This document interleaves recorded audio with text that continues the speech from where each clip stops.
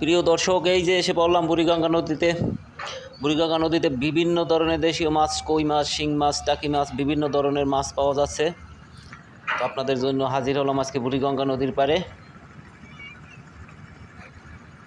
তো দেখুন কি পরিমাণ মাছ পাওয়া যাচ্ছে।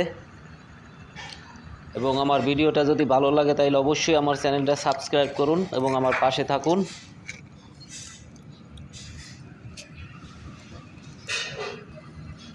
এই যে দেখুন শিং মাছ,